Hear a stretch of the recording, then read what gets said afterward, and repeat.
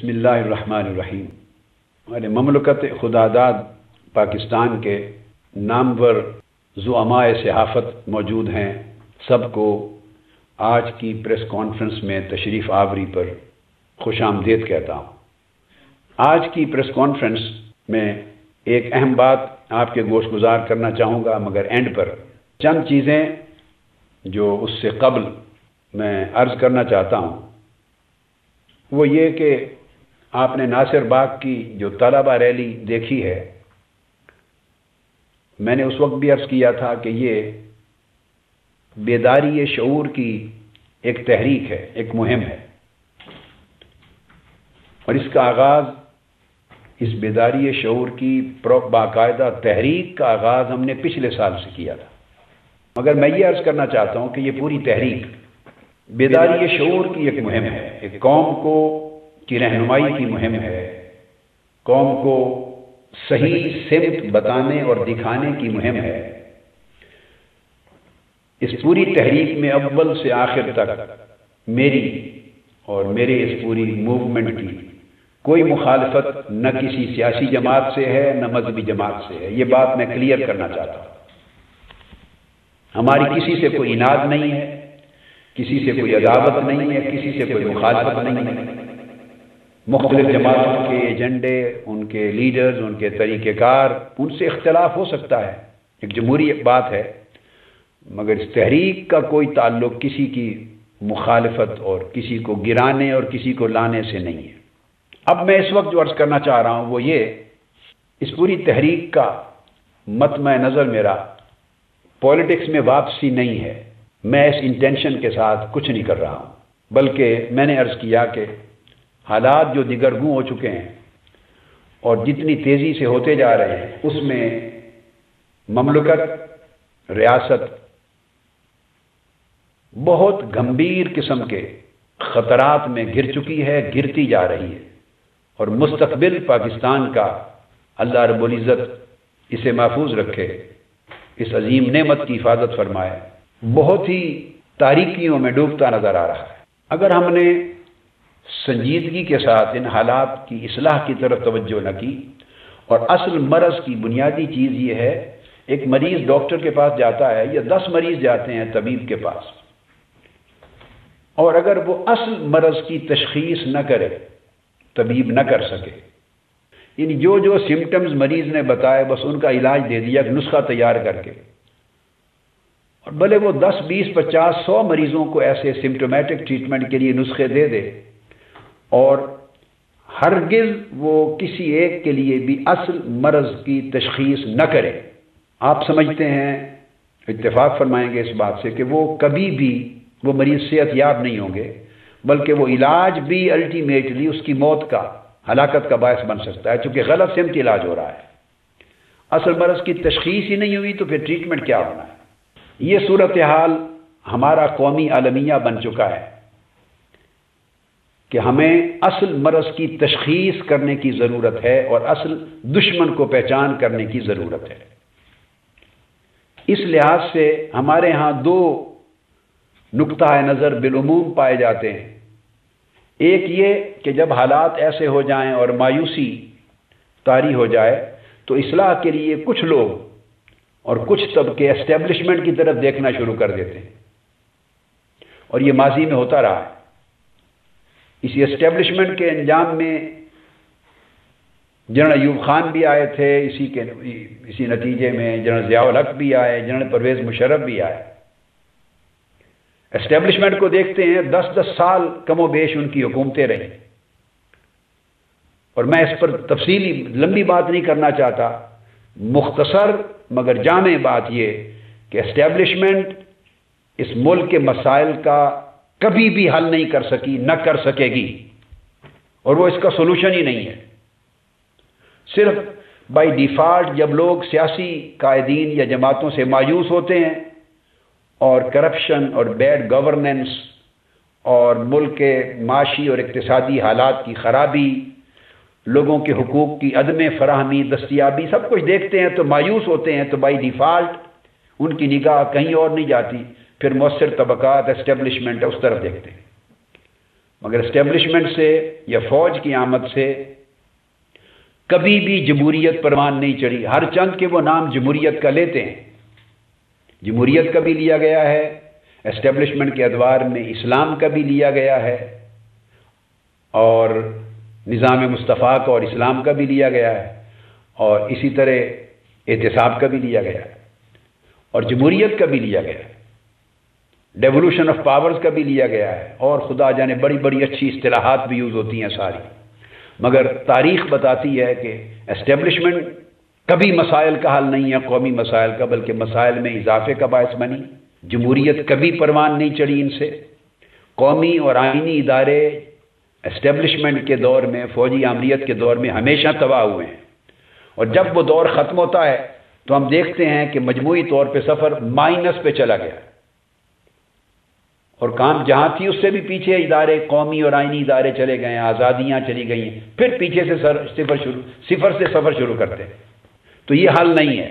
دوسرا حل جو لوگوں کی نگاہ میں اصلاح کے لیے آتا ہے وہ ایک ٹریڈیشنل پولیٹیکل سوچ ہے، جس کی ٹریڈیشنل پولیٹیکل اورینٹیشن ہے، خواہ وہ سیاسی جماعتوں کے لیڈرز ہیں، باقاعدہ سیاسی جماعتوں کے کارکنان ہیں، یا ٹریڈیشنل پولیٹیکل اورینٹیشن رکھنے والے سیاسی حضرات اور انٹیلیجنشیا ہیں، اور وہ یہ کہتے ہیں کہ یہ موجودہ نظام جو سیاسی اور جمہوری نظام ہے، اس کو وہ جمہوری نظام کا نام دیتے ہیں، میں اس کو نام نہاد جمہوری نظام کہتا ہوں، کہ جمہوریت کو بطور ٹول اس میں یوز کیا جا رہا ہے، اپنے مقاصد کے حصول کے لیے جمہوریت کے نام کو مس یوز کیا جاتا ہے۔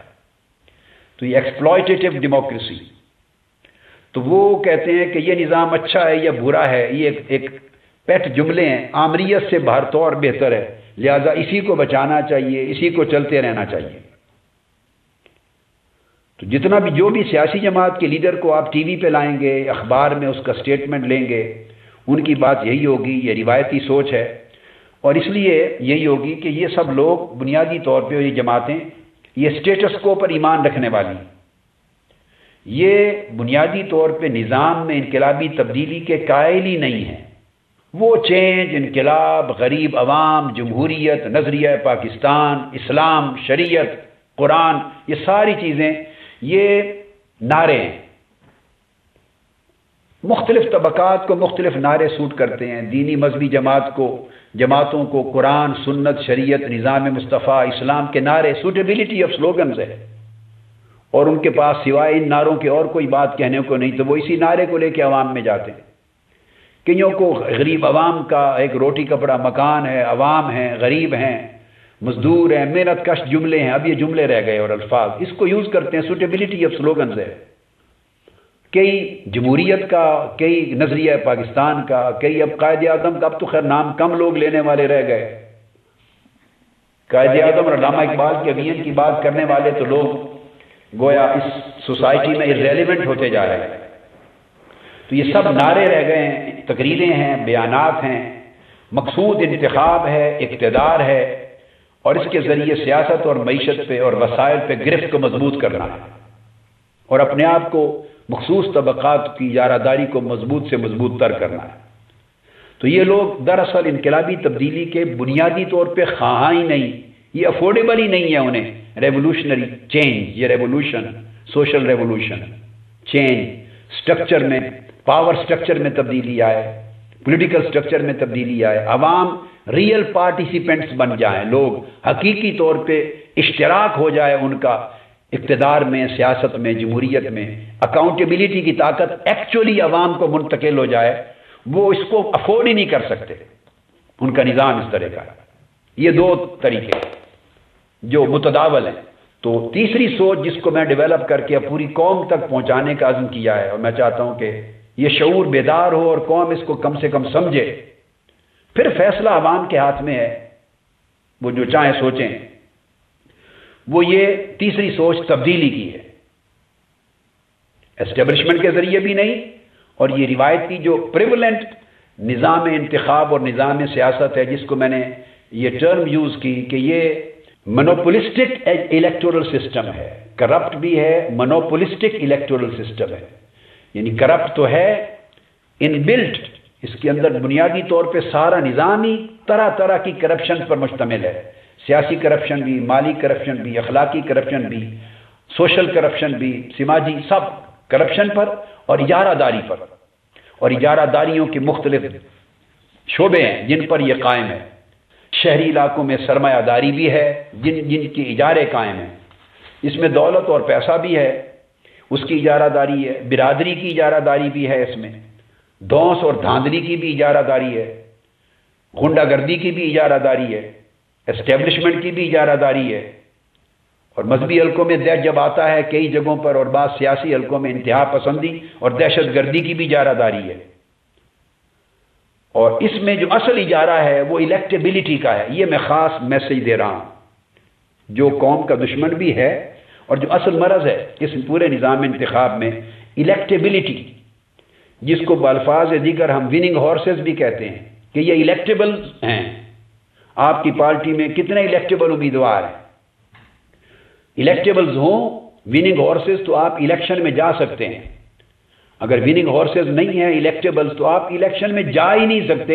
پیسے ضائع کرنے کی بات ہے۔ شوق پورا کریں، کھیلیں، اور پاکستان کے پہلوانوں کی طرح 2 منٹ میں چت ہو کے واپس آ جائیں، کیونکہ الیکٹیبلز نہیں ہیں آپ کے پاس۔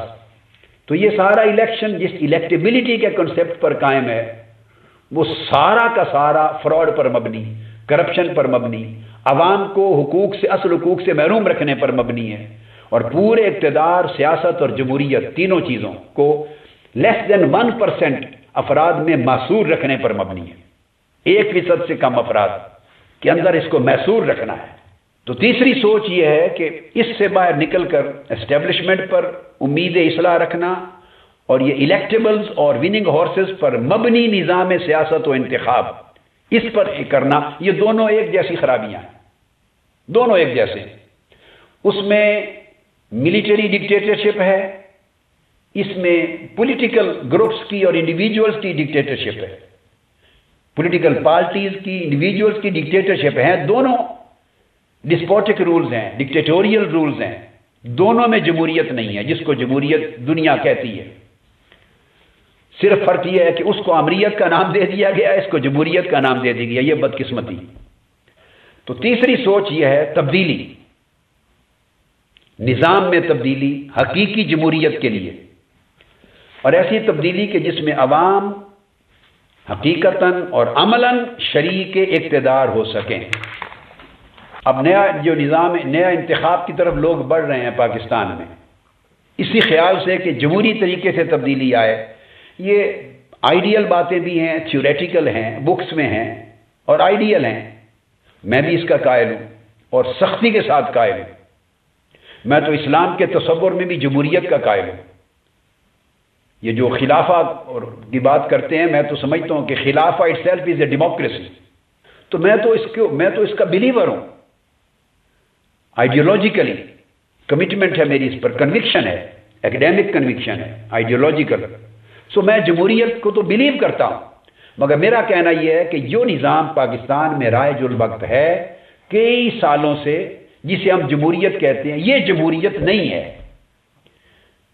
اس کو جمہوریت کا نام دیا گیا ہے جسٹ غلط مقاصد کے لیے نام دیا گیا ہے، اور یہ اس طرح کی جمہوریت ہے جس کو ایل فرانسسکو نے لیٹن امریکہ کے جمہوری اور سیاسی حالات پر تبصرہ کرتے ہوئے لکھا تھا۔ فرانسسکو ایل نے ڈیموکریسی، گورننس اور اکنامک گروتھ، تھیوری اور ایویڈنس، اس سبجیکٹ پر 1999 میں چھپی تھی کتاب نیو یارک میں۔ اس نے لکھا تھا کہ یہ لیٹن امریکہ کی ڈیموکریسی کا یہ ہے، the box on the outside is labeled a democracy, but inside you have an authoritarian system۔ یہ وہ جمہوریت ہے کہ باکس کے اوپر، بیلٹ پیپر پر، بیلٹ باکس پر جمہوریت لکھا ہوا ہے باہر سے، اور اندر اس کے مکمل ڈکٹیٹرشپ ہے، اتھارٹیرین سسٹم ہے، اس میں عوام کی شراکت نہیں ہے۔ باہر کھیل عوام کی شراکت کا دکھایا جا رہا ہے، مگر اندر عوام کی شراکت نہیں ہے حقیقت میں۔ تو یہ اس طرح کی جمہوریت ہے۔ تو میں یہ عرض کر رہا ہوں کہ میں نے چونکہ پریکٹیکلی اس پورے پروسیس کو دیکھا ہے، آپ کو پاکستان عوامی اتحاد بنا، آپ کو معلوم ہے میں اس کا پریزیڈنٹ بھی رہا، بانی پریزیڈنٹ رہا، پھر جی ڈی اے ہوا، پھر اس کے بعد بھی 10-12 سال میں نے اس پروسیس کو دیکھا ہے، اور ایک بار خود الیکشن کنٹیسٹ کر کے دیکھا ہے، اور 2 بار اپنی پارٹی کو الیکشن کنٹیسٹ کروایا ہے، ایک بار خود کیا ہے۔ میں سمجھتا ہوں کہ جس انتخاب کی طرف اب قوم بڑھ رہی ہے اور لوگ اور پارٹیز ایک گہما گہمی شروع ہو گئی ہے دوبارہ، بدقسمتی اس ملک میں یہ ہے کہ 4-5 سال لوگ مایوس ہوتے ہیں جو بھی گورنمنٹ الیکٹ ہوتی ہے، جیسے موجودہ گورنمنٹ کو لے لیں یا اس سے پہلے یہ گورنمنٹس کو لے لیں، چونکہ انہیں کچھ نہیں ملتا، ان کی ایسپریشنز، ان کی امیدیں سب خاک میں مل جاتی ہیں، کچھ بھی نہیں ملتا، لہذا مایوس ہوتے ہیں، غم و غصہ پیدا ہوتا چلا جاتا ہے، نفرت پیدا ہوتی چلی جاتی ہے، اینگر جمع ہوتا ہے۔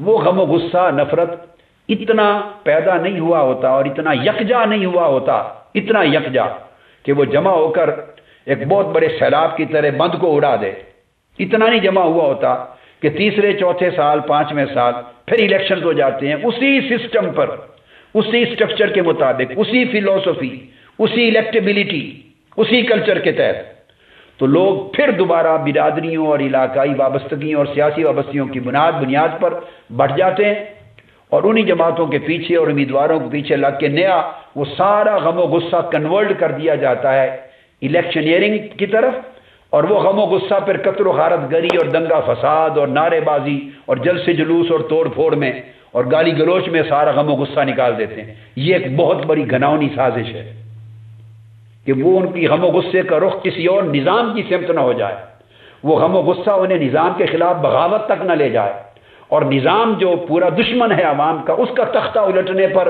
وہ منتج نہ ہو غم و غصہ، وہ اس کے ساتھ سارا کا سارا تقسیم ہو جاتا ہے اور بٹ جاتا ہے، اور پھر وہ پارٹیوں کے پیچھے لگ جاتے ہیں، پھر الیکشن میں سارا زور و شور لگ جاتا ہے، اور جب الیکشن ہو جاتے ہیں تو اگلے چند سالوں کے لیے لوگ پھر ایک نئی امید کے ساتھ بیٹھ جاتے ہیں، بس پھر امید کے ساتھ بیٹھ جاتے ہیں، پھر کئی سال ان کی نفرتوں کو، مایوسیوں کو غم غصے میں بدلنے میں لگتے ہیں، جب وہ نوبت آتی ہے تو پھر اگلا الیکشن آ جاتا ہے، وہی سسٹم، وہی امیدوار، وہی پارٹیز، وہی سٹرکچر، وہی کلچر، وہی ادارے اور وہی نتائج، اس کے بعد پھر وہ غم و غصہ ختم ہو جاتا ہے۔ یہ ہے جس پورے پروسیس نے اس ملک کو حقیقی تبدیلی اور انقلاب سے محروم کر رکھا ہے۔ اب آپ دیکھیں گے کہ نئے الیکشن جب ہوں گے، میں ایک بات کیٹیگوریکل آپ کی وساطت سے کہہ رہا ہوں، ریکارڈ پر لا رہا ہوں، اور آپ کی وساطت سے پوری قوم کو آگاہ کر رہا ہوں، اگر یہ الیکشن میں جاتی ہے قوم اور الیکشن ہوتے ہیں تو الیکشن کے اگلے 2-4 روز بعد یا مہینے کے بعد میں نے جو آج کہا، لوگ اختلاف کر سکتے ہیں میری رائے سے، یہ ایک جمہوری عمل ہے، آزادی یہ رائے ہے، مگر میری بات کو آپ تجربہ کر کے ایک نتیجہ دیکھ لیجئے گا کہ جو کہہ رہا ہوں قوم وہی نتیجہ دیکھتی ہے کہ نہیں، اس لیے کہ وہی سیٹ اپ ہوگا اس الیکشن کے لیے، اسی طرح کا انٹرم سیٹ اپ آئے گا یا موجودہ گورنمنٹ کروائے گی، نمبر 2 وہی الیکشن کمیشن ہوگا یا اسی طرح کا من پسند کا رکھے ہوئے لوگوں کا، جن کے ذمے ہر قسم کی الیکٹورل کرپشن پر لیگلائز کرنے کا، لیگیلٹی کا، اس کو جواز فراہم کرنے کا ٹھپا لگانا ہے۔ وہ انتظامیہ آئے گی، اسی کی وہی مداخلت شروع ہو جائے گی، وہی بالائی اشارے ہوں گے، اسی اسٹیبلشمنٹ کی مداخلت ہوگی، فعالیت ہوگی جو شروع ہو چکی ہے، اس وقت شروع ہے، مجھے اس امر میں کوئی شک نہیں ہے، میرے پاس ذاتی اطلاعات بھی ہیں، میں ذاتی طور پہ جانتا ہوں کہ اسٹیبلشمنٹ کی کامل مداخلت، فعالیت شروع ہو چکی ہے، اس میں کوئی شک و شبہ کی بات نہیں ہے۔ اچھا، پھر وہی وننگ ہارسز آئیں گے، کیونکہ کوئی پارٹی وننگ ہارسز کے بغیر الیکشن میں جا ہی نہیں سکتی، وہی الیکٹیبلٹی کا معیار ہوگا۔ اور میں نے عرض کیا تھا کہ اگر یہ سیاسی جماعتوں میں سے کوئی ایک بہت بڑی جماعت، آپ پیپلز پارٹی کو لے لیں یا مسلم لیگ نون کو لے لیں، 2 بڑی جماعتیں، ان میں سے کوئی ایک جماعت وہ یہ تجربہ نہیں کرے گی، مجھے پتہ ہے، اور وہ آنسر ان کا کلیئر ہوگا، نو، وہ کہتے ہیں بچے نہیں ہیں، وہ کہیں گے کوئی ایک جماعت اپنے نظریاتی کارکنوں کو ووٹ ٹکٹس دے کے دیکھ لے، الیکٹیبلز کو چھوڑ دے، وننگ ہارسز کو، اس میں اعلیٰ تعلیم یافتہ، بڑے باقی کردار، بڑے آن ڈیلیور کرنے کے لیے کیپیبل افراد پر مشتمل، اچھے لوگوں کو، باکردار لوگوں کو، متوسط لوگوں کو جو ڈیلیور کر سکتے ہیں، ان کو ٹکٹ، سارے ٹکٹ دے لیں، جماعت ساری سیٹیں ہار جائے گی، باوجود اس کا اپنا ایک ووٹ بینک ہے، چونکہ کچھ ووٹ بینک پارٹی کا ہوتا ہے اور ایک ووٹ بینک اتنا ہی وہ امیدوار اپنا وننگ ہارس خود رکھتا ہے، اور ووٹ بینک کے ساتھ پھر اس ایک الگ پورا بینک چاہیے ہوتا ہے پیسے کا۔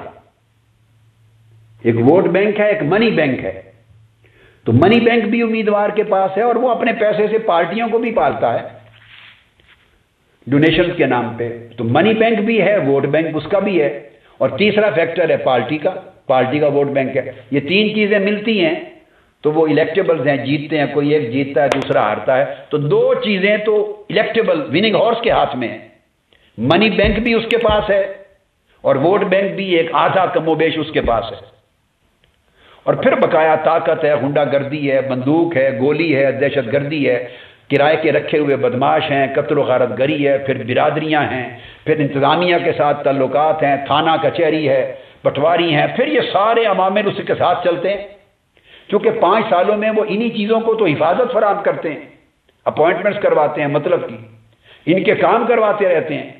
یہ سارا سسٹم پولیٹیکل لیڈرشپ اور ایگزیکٹو کی اتنی چولی دامن کا معاملہ ہوتا ہے، ایک دوسرے پر ان کا انحصار ہوتا ہے، وہ ساری کرپشن کی پوری بنیاد رکھ دی جاتی ہے۔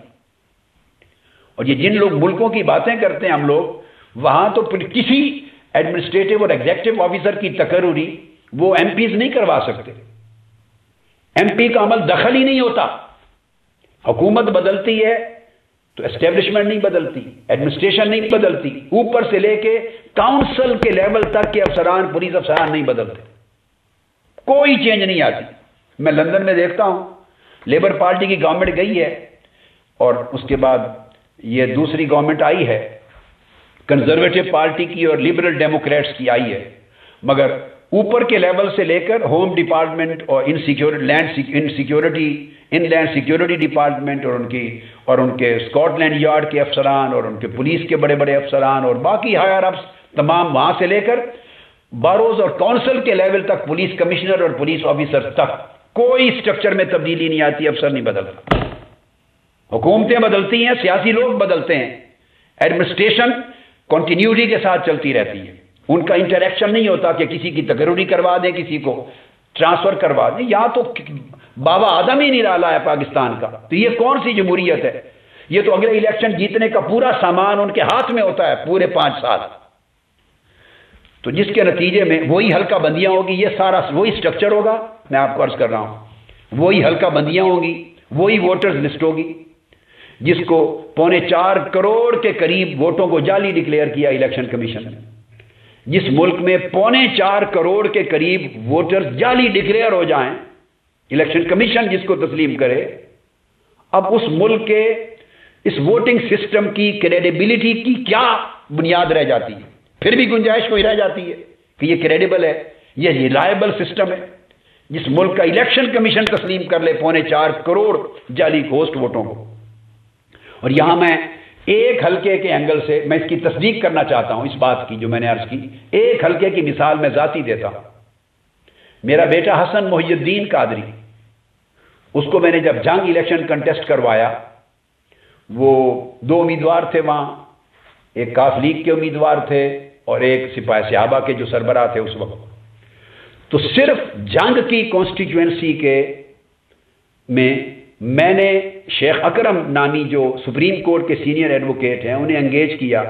میں نے یہاں پورے جنگ کی ووٹر لسٹوں کو لے کر اپنے جو ڈپارٹمنٹ ہے کمپیوٹر اور انفارمیشن ٹیکنالوجی کا اور کمپیوٹر کا اور ڈیٹا کا بیس، اس کے اوپر ریسرچ کروائی، 25,000 ووٹ نکالے، ایکچولی 30,000 ووٹ جعلی نکالے، ایک کانسٹیٹوئنسی سے 30,000، اور پورے حوالے شواہد ڈبل بنے ہوئے، ٹرپل بنے ہوئے دوسرے شہروں سے نکال کر تمام شواہد کے ساتھ پھر کیس کیا، شیخ اکرم صاحب کو اپنا ایڈوکیٹ کیا، وہ جنگ آئے سپریم کورٹ والے اسلام آباد سے اور وہ کیس جیتا۔ میں نے خود بھی وہاں بحث کی اور جیتا اور آرڈر کروائے الیکشن کمیشن سے 25,000 جعلی ووٹوں کے جو اندراج تھا اس کے کینسلیشن۔ جب سارا پروسیس آرڈر ہو گیا، جب کینسلیشن کی بات آئی تو ایڑی چوٹی کا زور لگا کے ڈکلیئر ہونے کے باوجود کینسلیشن بھی نہیں کروا سکے کہ اخراج ہو جائے ان کا۔ یہ تو میں نے آپ کو پرسنل ایک کانسٹیچوئنسی کی مثال دی، تو میں نے اسمبلی کے فلور پہ اس کو مینشن بھی کیا تھا پورے دلائل کے ساتھ۔ مقصد یہ ہے کہ پھر یہ پولنگ کے دن کی دھاندلی، پھر وہی سسٹم، پھر اس کے بعد طاقت، پھر خصوصی مہارت چاہیے، خصوصی مہارت، ساز باز، پھر بڑے بڑے جلسے۔ یہ 5 سے 10 لاکھ جو الیکشن کمیشن مقرر کرتا ہے کل الیکشن کا خرچہ، 5 سے 10 لاکھ کے اندر تو ایک جلسی بھی نہیں ہوتی، چھوٹی سی جلسی۔ یہ جو جلسے ہو رہے ہیں جو ہوں گے الیکشن میں، ایک ایک جلسے پر کروڑوں کا خرچہ ہوتا ہے۔ صرف الیکشن ڈے، پولنگ ڈے پر کروڑوں کا خرچ ہوتا ہے، صرف پولنگ ڈے کے اوپر۔ کھانے پک رہے ہیں، آپ کے ٹینٹ لگے ہوئے ہیں امیدواروں کے لیے، ہجوم ہے پورے، اور سارے سسٹم ہیں، بہت لمبا، ایک پوری دنیا آباد ہوتی ہے، ایک سیاسی میدان عرفات بنا ہوا ہوتا ہے، سیاسی عرفات، وہ کروڑوں کا خرچ ہے۔ تو جانتے ہیں الیکشن کمیشن سارے، کبھی کوئی ڈسکوالیفائی ہوا اس بنیاد پر؟ کبھی نہیں ہوگا۔ یہ سارے ادارے ان چیزوں کو تحفظ دینے کے لیے بنے ہوئے ہیں۔ اور یہاں پر میں جو بتانا چاہتا ہوں، ہم بات کرتے ہیں کہ چلتے رہیں یہی سسٹم الٹیمیٹلی ہم منزل پہ پہنچ جائیں گے۔ منزل پہ تب پہنچیں گے اگر گاڑی کراچی جانا ہے، ہم نے مسافروں نے، اور گاڑی بھی کراچی کی سمت جا رہی ہے، تو تب منزل پہ پہنچیں گے نا۔ چلتے چلتے بھائی اکاڑا ساہیوال آ جائے گا، پھر ملتان آ جائے گا، تو آتا ہوا نظر تو آئے نا بھی اب ساہیوال آ گیا، اب ملتان آ گیا، اب بہاولپور آ گیا، اب روڑی آ گیا، اب حیدرآباد آ گیا، کچھ اسٹیشن نظر تو آئے نا کہ اسی سمت جا رہے ہیں۔ پھر ہم قائل ہیں کہ چلتی رہے گاڑی، چلتی رہے، منزل پہ بالآخر پہنچ جائے گی۔ گاڑی تو جا رہی ہے پشاور کی طرف، اور مسافر بیٹھے ہوئے ہیں کراچی جانے کے لیے، تو چلتی رہے کیسے منزل پہ پہنچے گی؟ تو ہم نے جن بنیادوں پر سسٹم استوار کر رکھا ہے، جب تک وہ سارا سٹرکچر چینج نہیں ہوگا، یہ گاڑی، یہ جو کہنے کی باتیں ہیں، یہ ساری فرسودہ ہیں، بے عمل ہیں، یہ کبھی بھی نتائج پیدا نہیں ہوں گے۔ اب ہم باتیں کرتے ہیں جمہوری ملکوں کی۔ اب جمہوری ملکوں میں فری اینڈ فیئر الیکشن جو ہوتی ہے، ایکسپریشن آف پیپلز ول، اس میں شوہر اور بیوی ایکسچینج نہیں کرتے کس کو ووٹ دینا ہے، یہ ہے ڈیموکریسی۔ والدین اور بچے کا ڈسکشن، ڈیبیٹ نہیں ہوتا کہاں ووٹ دینا ہے، الگ الگ پارٹیز کو ووٹ دے آتے۔ اور پھر میں نے اپنی آنکھوں سے دیکھا ہے بے شمار دنیا کے ملکوں میں، اور الیکشن پولنگ ڈے میں نے سفر کیے ہیں، اس میں کوئی کیمپ نہیں ہوتا۔ یہ بڑی بات بتا رہا ہوں، پولنگ ڈے میں کسی پارٹیز کا کیمپ نہیں ہوتا، پولیٹیکل پارٹیز کا۔ وہاں پریمیسز کے قریب جانے کی اجازت نہیں ہوتی، خرچے نہیں ہوتے، بڑے جلسے کوئی نہیں ہوتے، جلوس نہیں ہوتے، قتل و غارت، انفلوئنس، برادری، کچھ نہیں ہوتا۔ جسٹ ٹی وی اور میڈیا کے ذریعے ان کے لیڈرز ایڈریس کرتے ہیں، پالیسیز دیتے ہیں، مینیفیسٹو دیتے ہیں، اور ڈیبیٹس ہوتی ہیں تمام لیڈرز کی مشترکہ۔ قوم کو اویئرنیس دی جاتی ہے کہ یہ پارٹی، یہ لیڈرشپ کیا پروگرام لے کے آ رہی ہے، اس کی پالیسی، فورن پالیسی کیا ہے، ہیلتھ پالیسی کیا ہے، ایجوکیشن پالیسی کیا، ایگریکلچر پالیسی کیا، امپورٹ اور ایکسپورٹ پر پالیسی کیا ہے، اور ان کی فورن انویسٹمنٹ پر پالیسی کیا ہے، جی ڈی پی کی گروتھ کس طرح کرنا چاہیں گے، ڈیفنس پالیسی کیا ہے، ریجنل میٹرز کس طرح ڈیل ہوں گے، وغیرہ وغیرہ۔ عوام کے روزگار مسائل، ہیلتھ اور ایجوکیشن کے اوپر کیا خرچ ہوگا، یہ چیزیں ڈسکس کرتے ہیں، اور ڈیبیٹ بلڈ اپ ہوتی چلی جاتی ہے، بلڈ اپ۔ میڈیا کئی گھنٹے روزانہ دیتا ہے، اور ایک اویئرنیس کریٹ کرتے ہیں۔ کوئی جلسہ، کوئی ریلی، کوئی جلوس نہیں ہوتے، کارنر میٹنگز ہوتی ہیں، چھوٹی کارنر میٹنگ، دیٹس اٹ، لوگ کرتے ہیں، اور ایک اویئرنیس بلڈ اپ ہوتی ہے، اور لوگوں کو شعور دیا جاتا ہے کہ آپ کس پالیسی کو ووٹ دینا چاہتے ہیں، کس فورن پالیسی کو، ہیلتھ پالیسی کو، کس ایجوکیشن پالیسی کو، کس امیگریشن پالیسی کو، کس ان لینڈ سیکورٹی کی پالیسی کو، جابز کے لیے۔ تو وہ پالیسیز کو ووٹ دیتے ہیں، لیڈرشپ کو ووٹ دیتے ہیں، اور جب ووٹ ہوتا ہے چھٹی تک بھی نہیں ہوتی اس ملک میں پولنگ ڈے میں۔ اس کو democracy, democratic culture, democratic process کا نام دیا جاتا ہے۔ آدمی ایک گھنٹے، آدھے گھنٹے کے لیے جاب سے اٹھتا ہے، اور اکیلا جا کر، میں نے اپنی آنکھوں سے پولنگ ڈیز میں پولنگ اسٹیشن وزٹ کیے ہیں یہاں اور کئی ملکوں میں، اندر جا کر وزٹ کیے ہیں۔ آدمی جا کے ووٹ ڈال کے ودن 5 منٹس واپس آ جاتا ہے، بس۔ ملک پورے کو پتہ ہی نہیں ہوتا کہ آج الیکشن ہو رہا ہے۔ یہ ڈیموکریسی۔ اور یہاں ایک قتل و غارت شروع ہو جاتی ہے، ہنگامہ آ رہی، پاک انڈیا کی جیسے جنگ کا سما ہے، پورا ملک گلی گلی کوچا کوچا ایک ماحول ہو جاتا ہے، جس کے پاس جتنا پیسہ، سرمایہ، غنڈے، بدماش، دہشت گردی، اسٹیبلشمنٹ، پولیس، اشارے، گاڑیاں آگے پیچھے، جس کے پاس جو کچھ سارا انتظام ہے، اس کا الیکشن ہوتا ہے۔ اگر اس کا نام جمہوریت ہے تو بڑے افسوس اور تعجب کی بات ہے، میں تو بڑا حیرت زدہ ہوں، اور اس سے کبھی میں کہتا ہوں 100 الیکشن ہو جائیں کبھی اس ملک میں تبدیلی نہیں آئے گی، کیونکہ تبدیلی کا یہ راستہ نہیں ہے، کسی قیمت پہ یہ راستہ نہیں۔ اور حقیقت یہ ہے کہ بنیادی طور پہ جو جمہوریت ہے، جمہوریت کے لیے کی تعریف میں یہاں تھوڑی سی آپ کا وقت لوں گا کہ universal declaration of human rights یہ امپورٹنٹ چیز ہے قوم کو ایجوکیٹ کرنے کے لیے۔ اس کے تحت انہوں نے ڈیموکریسی کو پروموٹ کرنے کا ایک ڈیسیژن لیا، اور اس کی پہلی شرط یہ عائد کی UNO کے اندر کہ پیپلز کی جو اتھارٹی آف دا گورنمنٹ ہے اس کی بنیاد ریئل پیپلز ول ہونی چاہیے۔ اب آپ خود کہیے کہ اس ملک کے 17 کروڑ عوام کا جائزہ لے لیں، کیا ریئل پیپلز ول ہے؟ ہماری ساری جمہوریت صرف 4 سالہ یا 5 سالہ پولنگ ڈے پر مشتمل ہے، دیٹس اٹ۔ ایک الیکشن، ووٹر ایک پرچی ڈالتا ہے، اور اس پرچی ڈالنے کے سوا پورے 5 سال میں اس نظام جمہوریت میں اس کے پاس سرے سے کوئی اختیار نہیں، اس کی کوئی پارٹیسپیشن نہیں، سرے سے کوئی نہیں۔ ایک پرچی ڈالتا، اسی کو ہم نے جمہوریت، اس ایک دن کے عمل کو ہم نے جمہوریت کا نام دے رکھا، اسی سے اسمبلی بن گئی، گورنمنٹس بن گئی، پھر جو چاہیں کرتے پھریں، جو چاہیں کرتے پھریں، عوام کچھ نہیں کر سکتے۔ وہ کہتے ہیں 5 سال انتظار کرنا ہوگا، اگر ہم نے ڈیلیور نہیں کیا تو اگلے الیکشن میں عوام ہمیں مسترد کر دیں گے۔ اور ان کو پتا ہے کہ یہ وہ عوام ہیں کہ جن کے ساتھ جعلی ڈگریاں شریعت کی، دین کی، حدیث کی بنا کر آدمی الیکٹ ہو کے اس حلقے سے جاتا ہے، سپریم کورٹ اس کے جعلی ڈگری کو ریجیکٹ کر کے اس کو ڈسکوالیفائی کرتی ہے، وہی عوام اسی حلقے سے ودن 3 منتھ الیکٹ کر کے دوبارہ بھیج دیتے ہیں۔ یہ عوام کا احتساب ہے اس ملک میں۔ تو ہمیں جائزہ لینا چاہیے کہ امراض کیا ہیں، عوام میں خرابیاں کیا ہیں، ایگزیکٹو میں خرابیاں کیا ہیں، جوڈیشری سسٹم میں کیا ہیں، الیکٹورل پروسیس میں کیا ہے، الیکشن کی پارٹیز میں کیا ہے۔ پولیٹیکل پارٹی ایک نہیں ہے جس میں ڈیموکریٹک کلچر اور ڈیموکریٹک کلچر، پارٹیوں کے اندر کلچر نہیں ہے ڈیموکریٹک۔ جو اختلاف کرتا ہے اس کو عہدے سے نکال کے کھوڑے لائن لگا دیتے ہیں۔ اختلاف رائے کی بات پارٹیوں میں گوارا نہیں کی جاتی، تو کون سا free and fair expression of will ہے؟ وہ پارٹی کے اندر ہی نہیں ہے۔ یہ چیزیں پارٹیاں پبلک میں ڈیولپ کرتی ہیں، امیدوار بھی سن لیجئے پارٹی نہیں دیتی، امیدوار بھی پارٹیاں نہیں دیتی، نومینیٹ نہیں کرتی، ٹکٹ نہیں دیتے۔ جمہوری ملکوں میں حلقوں کے اندر پارٹیوں کے ممبر ووٹ ڈالتے ہیں مختلف لوگوں کو، اور ہوتے ہوتے ہوتے الٹیمیٹلی اور پبلک کے ووٹوں سے جا کے اوپر ڈیسائیڈ ہوتا ہے کہ پبلک کس کو چاہتی ہے، اس کو ٹکٹ دیا جاتا ہے۔ یہ ڈیموکریسی ہے، طریقہ یہ ہوتا ہے۔ یا تو ٹکٹ اسلام آباد اور لاہور سے لے کر آ جاتے ہیں، دیٹس اٹ۔ لاہور، کراچی، اسلام آباد، پشاور سے ٹکٹ لے کے آ جاتے ہیں۔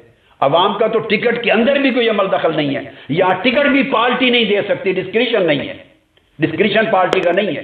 حلقے کے نیچے عوام اور ووٹرز اور پارٹی ممبرز فیصلہ کرتے ہیں، اوپر تک گریجولی 3-4 پروسیسز میں وہ اوپر ان کی ول جاتی ہے اور تب جا کے ڈیسیژن ہوتا ہے۔ تو اس لیے ڈیموکریسی کا 1988 کی جنرل اسمبلی نے قرارداد پاس کی، کمیشن آف ہیومن رائٹس کو کہا، پھر آگے چل کے 2000 میں ایک ریزولوشن جنرل اسمبلی نے پاس کیا، ریزولوشن 47 2000 کا ڈیموکریسی پر، پھر 2001 میں ریزولوشن 36 پاس کیا نیشنل جنرل اسمبلی نے، یونائٹڈ نیشنز نے، پھر 2001 میں 41 ریزولوشن 41 پاس کیا، اور پھر اس کے پیچھے پوری دنیا کے ممالک کے ریسرچ اور انسٹیٹیوشن کی ریسرچ ہے ڈیموکریسی پر۔ تو وہ شرائط لگاتے ہیں کہ ڈیموکریسی صرف الیکشن کا نام نہیں ہے، جینوئن الیکشن ہے جس میں فری اور فیئر ریئل سینس میں ایکسپریشن آف پبلک ول ہو، اور پھر فاؤنڈیشنز آف ڈیموکریسی موجود ہو، انٹیکٹ ہو، اس میں تمام جان و مال، عزت و آبرو، انفلوئنس سے محفوظ ہونے کا پروٹیکشن ہو، رول آف لا اس میں موجود ہو، ڈسکریمنیشن ہرگز موجود نہ ہو، اور اس کے نتیجے میں ڈیموکریٹک گورنمنٹ وجود میں آئے۔ اور وہ کہتے ہیں کہ لوگوں کی سے ہو ڈیسیژن میکنگ میں، اگر لوگوں کی حلقے میں رہنے والے لوگوں کی نیچے گراس روٹ لیول تک ان کی ایسپریشنز اور خواہشوں کے مطابق ڈیسیجن نہیں ہو رہا تو ان کے اندر اتنی طاقت ہو کہ وہ چینج کروا سکیں پالیسی اور ڈیسیجن کو. تو یہ پارٹیسپیٹری ہو ڈیموکریسی، پارٹیسپیٹری ہو.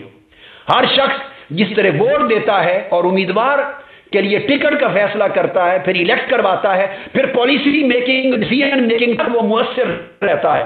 یہ اول گراس روٹ لیول سے ٹاپ تک ایک تسلسل رہے پارٹیسپیشن کا تو ڈیموکریسی بنتی ہے. اور اس طرح لوگ ہی اکاؤنٹیبلٹی کے مالک ہوتے ہیں. اگر کوئی ان کا امیدوار امیدوں پر نہیں اترا تو حلقے کے اندر عوام کے پاس طاقت اتنی ہوتی ہے کہ پارٹی مجبور ہو جاتی ہے اس شخص کو فارغ کرنے پر. اگر کوئی پارٹی بدل لے تو 10 الیکشن لڑتا پھرے 5، اس حلقے نے کبھی اس آدمی کو دوسری جیتنے والی پارٹی کے ٹکٹ پر بھی الیکٹ نہیں کیا. پھر ٹرانسپیرنسی ہو، رول آف لا ہو، یہ تمام شرائط اگر پوری ہوں تو ان کے ساتھ اس کو وہ مانتے ہیں کہ یہ ڈیموکریسی ہے اور پھر اس کو تسلیم کیا جاتا ہے. لہذا اور پھر وہ، میں بات کو ختم کرنے کی طرف اب لا رہا ہوں، پھر موسٹلی ان ملکوں میں 100 سال 150 سال صحیح ڈائریکشن پر سٹرکچر انسٹیٹیوشن کے بلڈ اپ ہوئے. میرا زور صحیح ڈائریکشن پر ہے، یہ نہیں ہے تسلسل کے ساتھ آ جاتا ہے، میں یہ بات نہیں کر رہا، مگر ڈائریکشن صحیح چاہیے. صحیح ڈائریکشن پر طویل عرصے کی جد و جہد انہیں یہاں پر لائی ہے. اب انسٹیٹیوشن اتنے طاقتور ہو چکے ہیں، political parties itself institutions بن گئے ہیں. پھر عدالتیں ہیں، پھر ہیومن رائٹس ہیں، پولیٹیکل رائٹس، یہ انسٹیٹیوشنز ہیں. رول آف لا ہے، اتنے مضبوط ہو چکے ہیں کہ اگر ان میں اب پارٹی کو گڑبڑ آ جائے، کمزوری کمی بیشی ہو جائے تو فرق نہیں پڑتا.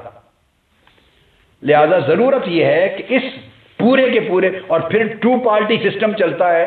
میکسیمم ایک پارٹی اقتدار میں، ایک اپوزیشن میں، کبھی ایک کے ساتھ چھوٹی پارٹی کو ملانا پڑتا ہے، جیسے ابھی حالیہ برطانیہ میں ہوا تو 2 پارٹی مل کے گورنمنٹ بناتی ہے. مینڈیٹ اتنا سپلٹ نہیں ہوتا کہ کوئی بلیک میلنگ کر سکے، کوئی کمپرومائز کر سکے. اب پاکستان کے حالات دیکھ لیں. اس میں فائنل بات جو کہنا چاہتا ہوں کہ الیکشن ہوگا اور نئے الیکشن اسی نظام کے تحت قوم بہت بڑی مایوسی کا شکار ہوگی. اور جو لوگ چینج کے نعرے کے ساتھ اور چینج کی امید کے ساتھ اس الیکشن کی طرف بڑھ رہے ہیں وہ سب سے زیادہ مایوس ہوں گے. سٹیٹس کو والی جماعتیں تو نہیں ہوں گی کیونکہ وہ تو چاہتی ہی نہیں تھی چینج. جن لوگوں کی دلوں میں چینج کی خواہش ہے ان کو اصل مایوسی ہوگی کہ مینڈیٹ پہلے سے بھی زیادہ سپلٹ ہوگا اور اسٹیبلشمنٹ کو اپنے کھیل کھیلنے کا موقع ملے گا. جوڑ توڑ ہوگی بس، اور 5 سال جوڑ توڑ میں گزریں گے. اقتدار کو برقرار رکھنے میں کئی ٹکڑے مل کے حکومت کی کولیشن بنے گی اور اپوزیشن والے اپوزیشن میں رہیں گے اور کوئی بھی الگ نہیں رہ سکتا. یا اسے گورنمنٹ کی کولیشن میں جانا ہوگا یا اپوزیشن میں جانا ہوگا. That's it. چینج وہاں جائے گی جہاں سے آئی تھی، وہ لوگوں کے دلوں میں رہ جائے گی. بہت بڑی مایوسی آئے گی قوم کو اگر قوم اس نظام انتخاب کے خلاف بغاوت کے لیے نہ اٹھی. اس کو ٹھکرا دینا چاہیے. 65% لوگ پہلے ٹھکرائے ہوئے ہیں. مشکل سے 35 سے 40% کے درمیان پرسنٹیج ہے ووٹ کاسٹ ہوتا ہے. 35 سے 40. 60% ووٹ پہلے ووٹ نہیں دیتے مگر وہ باغی نہیں بنے، مایوس ہیں. مایوس بیٹھے رہیں گے تو تبدیلی نہیں آئے گی. مایوسی کو بغاوت میں بدلیں. اس نظام انتخاب کے خلاف باہر نکلیں، بجائے کہ اس دن گھر بیٹھے رہیں، مسترد کر دیں، باہر نکلیں اور رجسٹر کرائیں پوری اقوام عالم کو کہ we have rejected this monopolistic and corrupt electoral system.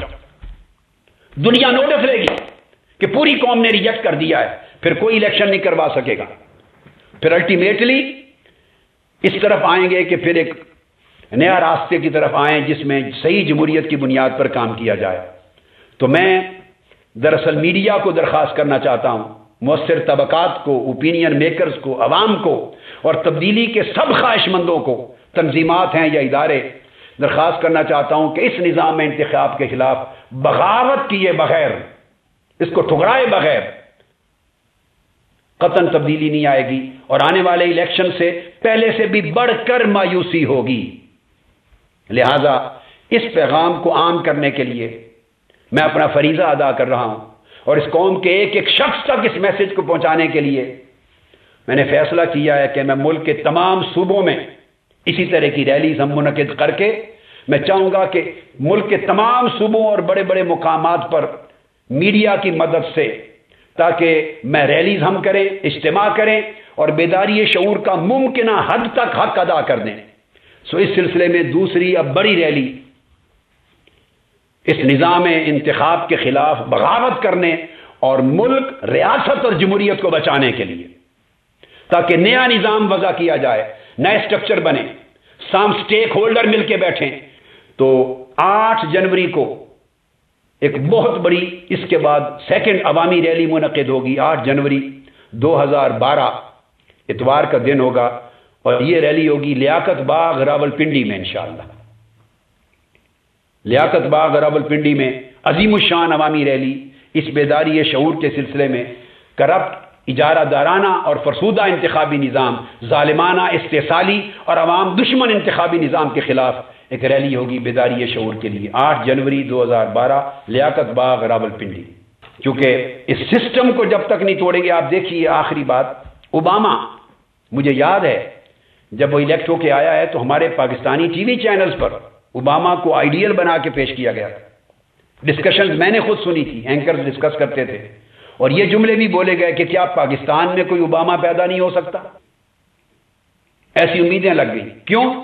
Obama کا نعرہ تھا چینج، جسٹ وہ چینج کے لیے آیا، مگر وہاں بھی سسٹم، اسٹیبلشمنٹ اور خفیہ ادارے اتنے مضبوط اور مستحکم ہے اسٹیبلشمنٹ کہ اوباما آپ کے سامنے ہے، 5 سال گزرنے کو ہیں، ڈیلیور نہیں کر سکا، چینج نہیں لا سکا، نہ ملک کے اندر نہ ملک سے باہر۔ وہ نعرہ جو چینج تھا وہ تحلیل ہو گیا، سسٹم نے جکڑ کے رکھ دیا۔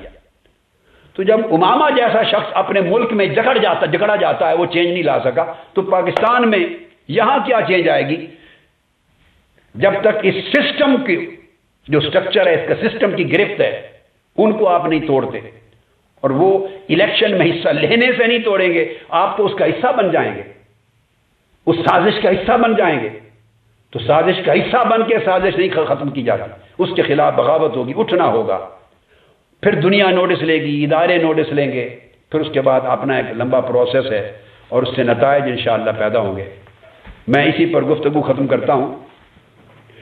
اگر درمیان میں آپ کی گفتگو سے موقع ہوا تو میں ایک سروے بھی تھا میرے پاس، مگر میں اب وہ ٹائم کیونکہ زیادہ ہو گیا ہے، کہ کیا معاشی ترقی اور تنزلی کا حال کیا رہا ان تمام تسلسل کے ساتھ گورنمنٹس میں، اور انفلیشن ریٹ کتنا مسلسل بڑھتا چلا گیا ہے، G D P growth rate تسلسل سے کم ہوتی چلی گئی ہے، پورے 10 12 15 سال کا بھی اگر انالیسس میرے سامنے پڑا ہے، مسلسل G D P growth rate کم ہوتا جا رہا ہے، انفلیشن ریٹ تسلسل سے بڑھ رہا ہے، خواہ فوجی دور رہا ہے خواہ جمہوری دور رہا ہے، فورن انویسٹمنٹ، ڈائریکٹ انویسٹمنٹ تسلسل سے کم ہوتی رہی ہے، قرضوں کا حجم، بیرونی قرضوں کا حجم تسلسل سے بڑھتا رہا ہے۔ میں تسلسل کا لفظ دے رہا ہوں، اس میں فوجی ادوار کو بھی میں نے اسٹڈی کیا اور جمہوری ادوار کو بھی اسٹڈی کیا۔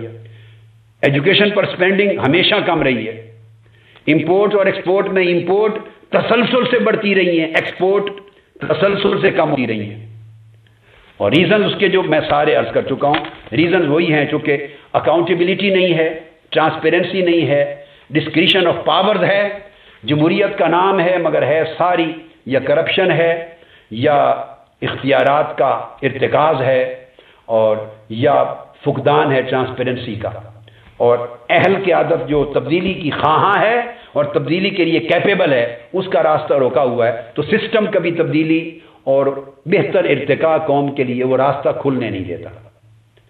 میں آخر پہ شکریہ ادا کرتا ہوں آپ تمام احباب کا کہ آپ نے صبر اور تحمل سے ان گزارشات کو سنا۔ اب آپ کے لیے جتنا وقت چاہیں، آپ کوئی سوال و جواب کرنا چاہیں تو آپ کے لیے حاضر ہوں۔ شکریہ بار دیگر۔ بڑا خوبصورت تجزیہ کیا، اور آج یہ پتہ چلا کہ آپ باہر بیٹھ کے بھی پاکستان کی جو گراؤنڈ ریالٹیز ہیں اس سے پوری طرح آپ آگاہ ہیں۔ میں آپ سے یہ گزارش کرنا چاہتا ہوں کہ آپ نے تشخیص جو مرض کی ہے وہ تو بالکل ٹھیک کی ہے، میں اس سے اتفاق کرتا ہوں، مگر تشخیص کے بعد جو ایک نسخہ آپ سے چاہیے جو قوم مانگتی ہے، کہ وہ نسخہ کیا ہے جو آپ قوم کو دینا چاہتے ہیں؟ جب آپ رائٹلی اس نظام کو ریجیکٹ کر رہے ہیں تو ایک نیا نظام آپ کے ذہن میں کون سا ہے جو عوام کے سامنے آپ پیش کرنا چاہتے ہیں؟ آپ ایک بیداری کی مہم چلا رہے ہیں، یہ بڑی اچھی بات ہے کہ لوگوں میں اویئرنیس آئے گی ان کو پتا چلے گا کہ یہ جس نظام میں رہ رہے ہیں یہ نظام میں ان کا مرض کا حل نہیں ہے اور ان کو نئے نظام کی ضرورت ہے، لیکن وہ پھر پوچھیں گے کہ وہ نظام کون سا ہے۔ تو میں آپ سے گزارش یہ کرنا چاہتا ہوں کہ آپ مہربانی کریں، ذرا ہوم ورک اور بھی کریں اور وہ سولوشن کی طرف، نسخے کی طرف بھی آئیں، تاکہ آپ کروڑوں روپے کے لگا کے جو بیداری لائیں گے عوام میں، تو اس کے بعد ان کو کوئی روشنی بھی دکھائیں، کوئی امید بھی دکھائیں، کہ ان کو سولوشن بھی بتائیں۔ یہ ضرور آپ کام کریں ساتھ ساتھ، تاکہ پوری بات آپ کی پہنچے عوام تک۔ جی بہت شکریہ نظامی صاحب، آپ نے بہت بڑا بنیادی بڑا ریلیونٹ سوال کیا۔ میرا جواب بڑا مختصر ہے۔ میں نے صرف مرض کی تشخیص پر محنت نہیں کی، اس تشخیص کے بعد اگر قوم تیار ہو جائے تو میں نے اس کے آگے پورے نظام پر مکمل کام کمپلیٹ کر رکھا ہے، ایک ایک اینگل پر کام کر رکھا ہے، میری پوری فائلز تیار ہیں اور وہ ہر روز اس کے اندر اضافہ ہوتا رہتا ہے ریسرچ کے ساتھ۔ اس پر میرا مائنڈ ویکنٹ نہیں ہے، کلیئر ہے ہر چیز پر، لیکن میں اس کو اس وقت جب تک عوام اس تبدیلی کے لیے میری پہلی درخواست کو، اس شعور کو بیدار کر کے تیار نہیں ہوتے، ان چیزوں کو ڈسکشن میں اس لیے نہیں لانا چاہتا کہ میرا فوکس چینج ہو جائے گا۔ چونکہ اگر میں مثلاً کون سا نظام انتخاب ہو میں اس کا خاکہ دے دوں تو اس نظام انتخاب کے خلاف بغاوت فوکس نہیں رہے گا، وہ جو نیا نظام انتخاب کا ایک سجیشن دوں گا اس کے مختلف جو ڈیٹیلز ہیں وہ ڈسکشن میں شروع ہو جائیں گی، وہ ٹوٹلی ایک سبجیکٹ نیا پولیٹیکل سبجیکٹ بن جائے گا۔ اس کے بعد کیا کیا تبدیلی الیکشن کمیشن میں چاہیے، کیا کیا تبدیلی سیٹ اپ میں چاہیے، کیا کیا تبدیلی عدالتی نظام میں چاہیے، فراہمی انصاف میں چاہیے، ایک ایک سبجیکٹ پر کام موجود ہے میرا، مکمل ہے۔ اور یہ تو بڑے پرانے وقت کا مکمل ہے۔ جنرل پرویز مشرف صاحب کو بھی میں نے خدا جانے نصف درجن سے زائد نظام بڑی بڑی تفصیلی محنت کے ساتھ 3 گھنٹے ایکسکلوسیو میٹنگز انہوں نے مجھ سے کی اور میں نے بے شمار سبجیکٹ کے نظام دیے تھے ان کو۔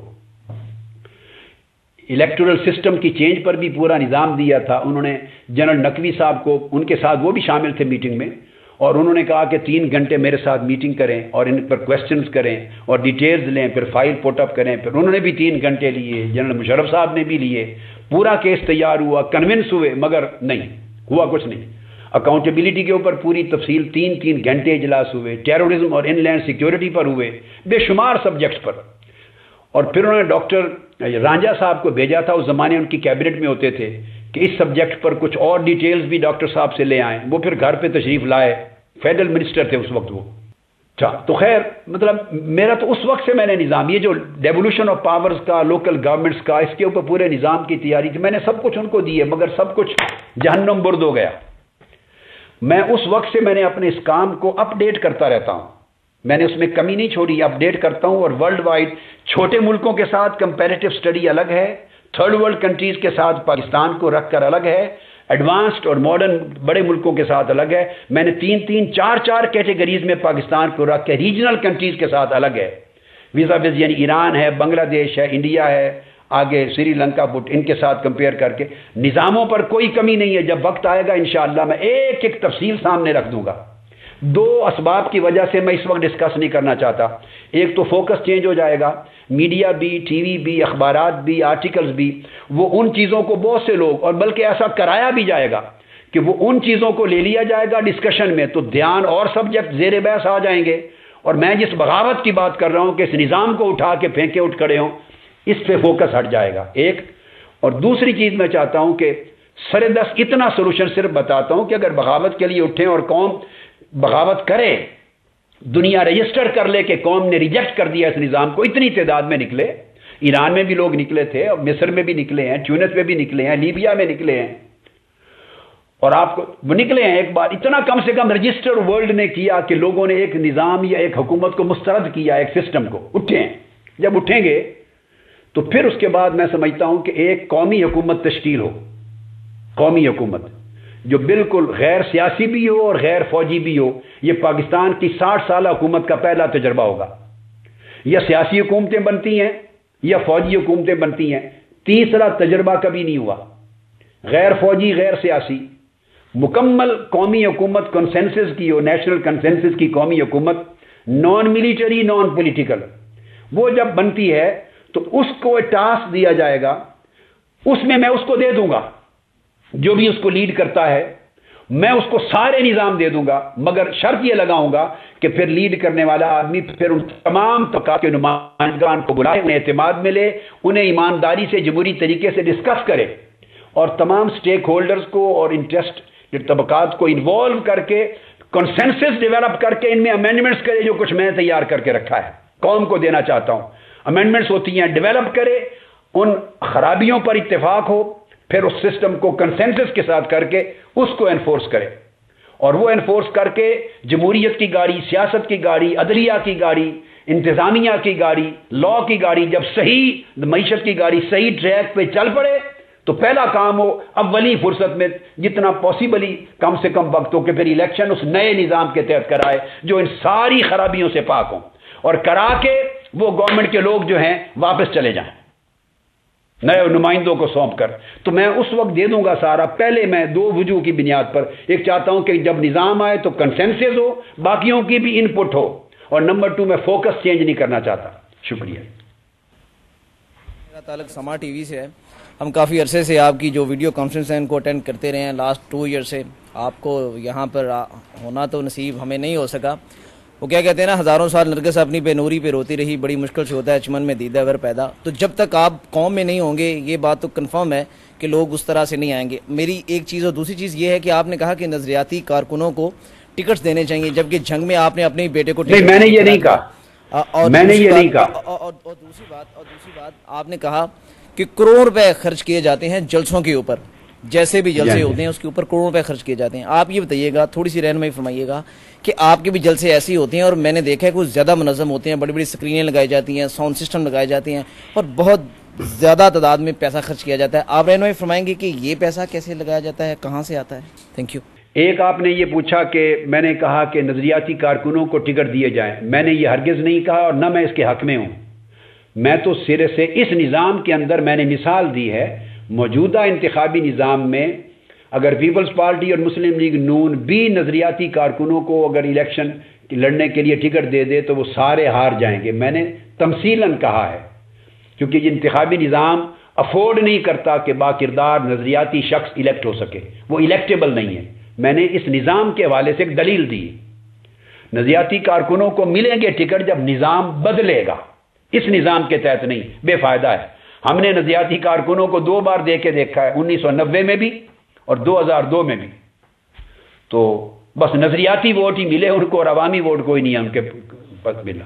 اچھا، دوسرا سوال آپ نے کیا تھا، آپ نے بجا کا، ٹھیک ہے، آپ نے کہا کہ میں ان کے اندر ہوں، یہ بات اپنی جگہ بجا، مگر میں اس کے اندر پروسیس میں اس وقت اس لیے نہیں آنا چاہتا کہ یہ پاکستان کی قوم بدقسمتی سے اتنی بٹی ہوئی ہے قیادتوں کے پیچھے اور جماعتوں میں اور دھڑوں میں کہ قوم ہی نہیں رہی، اس میں کوئی وحدت اور یونٹی ختم ہو چکی ہے۔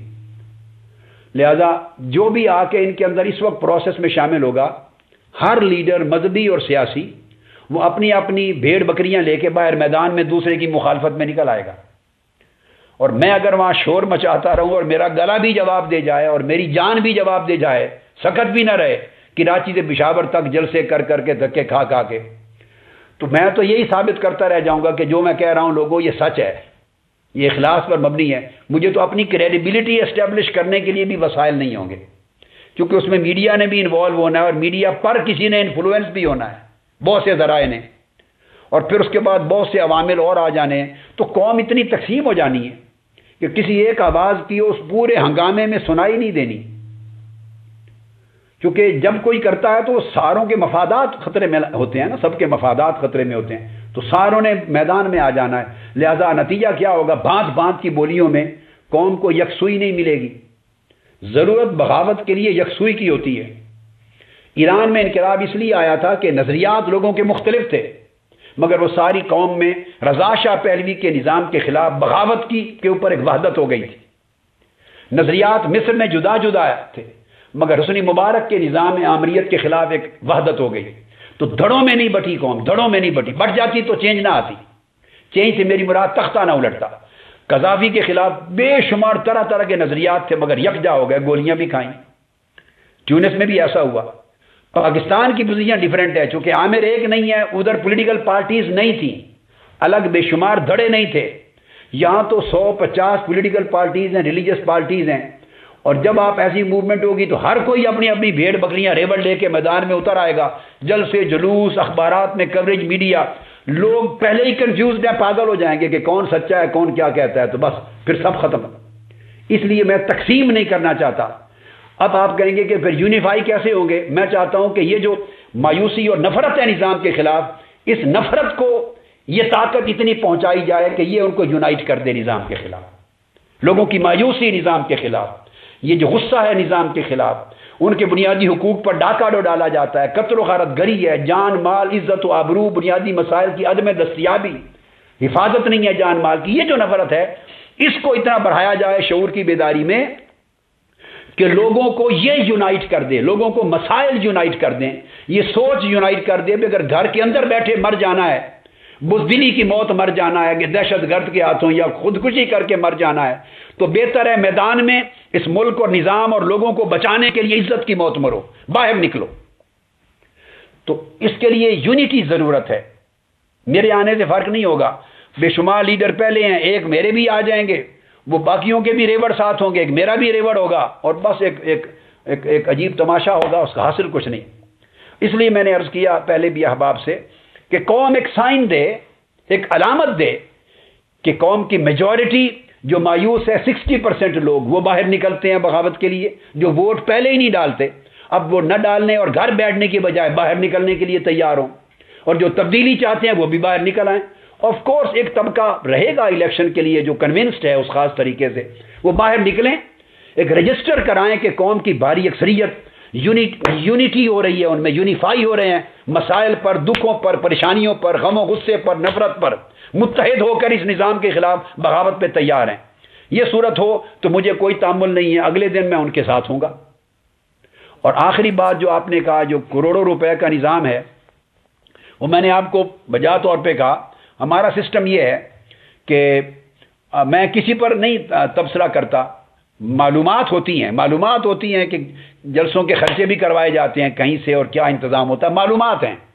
میں تو صرف اپنی بات کرتا ہوں کیٹیگوریکل، اور یہ جو اپنی بات کر رہا ہوں یہ لا الہ الا اللہ محمد رسول اللہ، میں کبھی زندگی میں جھوٹ بولنے والا آدمی نہیں ہوں، نہ میں بولا ہے، خدا کا شکر ہے، یہی میری میراث ہے، یہی میری عزت ہے، یہ میرا سرمایہ ہے۔ تو میں نے کلمہ طیبہ اس لیے پڑھا کہ ہمیں کبھی زندگی میں پارٹی کے لیے، تحریک کے لیے، جلسوں کے لیے، اجتماعات کے لیے، کسی وہ چینل جو لوگوں کے لیے ہوتے ہیں اندرونی اور بیرونی، نہ کبھی پیسہ لیا، نہ ملا، نہ مرتے دم تک کبھی ایسا جرم کریں گے۔ ہمارا خرچ صرف کارکن کرتے ہیں، کارکن۔ اب چونکہ جماعت تحریک ہماری بڑی منظم ہے، اس میں لاکھوں کی تعداد میں لوگ وابستہ ہیں، اور اندرون ملک نہیں بیرون ملک بھی ہیں، یہ ہمارا میجر فیکٹر یہ ہے۔ ہماری سب سے بڑی تنظیم ہے تحریک منہاج القرآن، all over the world, Pakistan سے باہر۔ محترمہ بے نظیر بھٹو جب وہ لندن میں آ کے انہوں نے تحریک منہاج القرآن کی ممبرشپ لی تھی، لائف ٹائم ممبرشپ کا فارم جب پر کیا تھا، آپ اگر ویب سائٹ پہ جائیں تو ان کا نام ٹائپ کریں اور منہاج القرآن تو وہ مل جائے گی تقریب کی پوری یوٹیوب پر، وہ لائف ٹائم ممبرشپ فارم منہاج القرآن کا میرے پاس بیٹھ کے پر کر رہی ہیں، اور ان کے گھر میرا دستخط شدہ لائف ممبرشپ سرٹیفکیٹ بھی ہے۔ اس وقت انہوں نے انٹرویو دیتے ہوئے ٹی وی کو وہ پریس کانفرنس میں کہا تھا، ہماری میٹنگ کے بعد انہوں نے کہا تھا کہ دینی اور تعلیمی اور سماجی خدمات کے اعتبار سے ڈاکٹر صاحب کی تنظیم ہم سے کہیں زیادہ بڑی ہے بیرون ملک۔ تو ہماری تنظیمات پورا یورپ اور جاپان سے لے کے امریکہ تک اور پھر مڈل ایسٹ سے لے کے افریقہ تک ہے۔ خدا کا شکر ہے، یہ ہمارا سرمایہ۔ وہ بھی کارکن ہیں مزدور قسم کے لوگ، محنت مزدوری کرنے والے لوگ ہیں، اور چھوٹے چھوٹے جابز کرنے والے لوگ ہیں، اور چھوٹے چھوٹے بزنس کرنے والے لوگ ہیں، بڑے چھوٹے درجے کے۔ مگر ہمارا وہ سرمایہ ہے تو اندرون ملک اور بیرون ملک کے کارکن جب ریلی، جلسہ، الیکشن ہوئے پہلے یا جو بھی موقع آتا ہے وہ ہمیشہ کنٹریبیوٹ کرتے ہیں، اور 2-2 4-4 آدمی مل کے، 5-5 آدمی مل کے ایک جلسے کا خرچہ لے لیتے ہیں۔ ہم نے کبھی تحریک منہاج القرآن کے بجٹ پہ بھی نہیں ڈالتے، نہ پچھلی ریلی کا ڈالا ہے، نہ لیاقت باغ راولپنڈی کا ڈال رہے ہیں، ہم تحریک کے بجٹ پہ بھی نہیں ڈالتے۔ اور میں نے عرض کیا کہ کسی ایسے سورس سے کبھی نہیں لیتے جو ضمیر پر بوجھ ہو، ہم اس پہ لعنت بھیجتے ہیں۔ اللہ اور اللہ کے رسول پر ہم بھروسہ کرتے ہیں، پاک دامنی رکھتے ہیں۔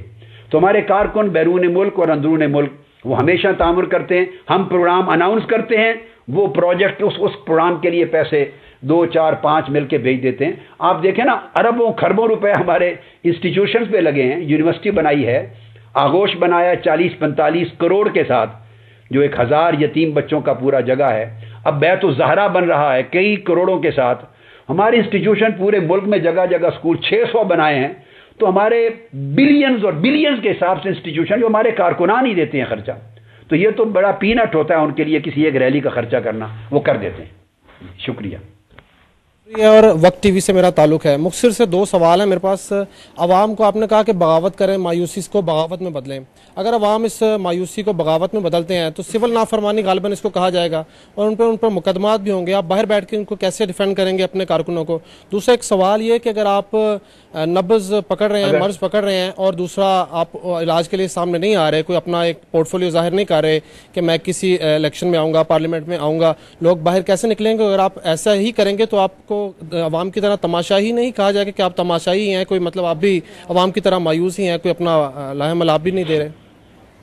میں نے جب اس نظام انتخاب کے خلاف بغاوت کی بات کی ہے تو ہرگز سول نافرمانی کی بات نہیں کر رہا. اچھا کیا آپ نے سوال کر کے.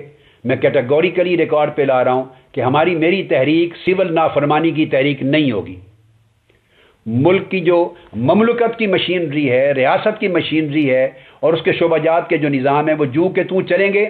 نہ توڑ پھوڑ ہوگی اور نہ کوئی بلوں کی ادائیگی میں رکاوٹ ہوگی. ہم کوئی سول نافرمانی نہیں کرنے جا رہے, نہ قانون سے جنگ لڑ رہے ہیں.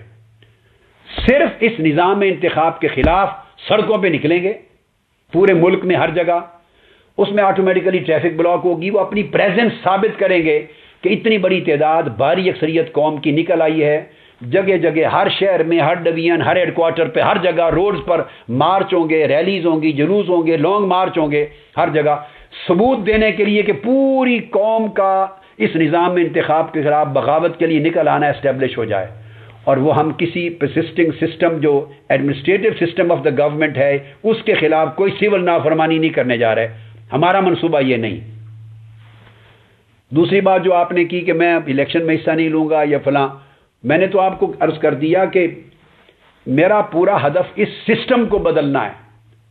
اگر سسٹم بدل جاتا ہے تو مجھے پھر اس بدلے ہوئے سسٹم میں حصہ لینے اور اس قوم کی رہنمائی کے لیے جو بھی خدمت میں کر سکتا ہوں انجام دینے میں کوئی تامل نہیں ہوگا. میں جب پارلیمنٹ سے ریزائن کر کے نکلا تھا اور میں نے اس سیاسی اور انتخابی نظام کو ٹھکرایا تھا تو میں نے ملک اور قوم کی خدمت کرنے یا اپنا رول ادا کرنے کو نہیں ٹھکرایا. میں نے اس نظام کو ٹھکرایا کہ یہ بیکار ہے, اس سے آپ ڈیلیور نہیں کر سکتے, قوم سے ایک دھوکہ ہے, اور ملک کے مسائل حل نہیں کر سکتے, چینج نہیں لا سکتے. اگر نظام کے خلاف پبلک, میں نے عرض کیا, کھڑی ہو جائے, بغاوت کو رجسٹر کروائے, تو سٹل اس کنڈیشن میں ہی اپنا رول ادا کرنے کے لیے تیار ہو جاؤں گا. اس کو تماشائی نہیں کہتے, بلکہ میں تو اپنی بڑی واضح طور پہ ایک نیک نیتی ثابت کر رہا ہوں کہ میری ایمبیشنز نہیں ہیں, میرے اور کوئی اس کے علاوہ عزائم نہیں ہیں کہ میں حصہ دار بنوں یا میں کوئی الیکشن میں حصہ لوں. یہ ایک ماحول بنا رہا ہوں اور فائنلی میں کود پڑوں گا, کسی کے ساتھ الائنس ہو جائے گا اور میں الیکشن میں حصہ لوں گا. میرا کیٹیگوریکلی نو ہے اسٹیبلش کرنے کے لیے کہ جو بات کہہ رہا ہوں اس میں اخلاص ہے. That's it. میں ایئر وائی نیوز سے ہوں.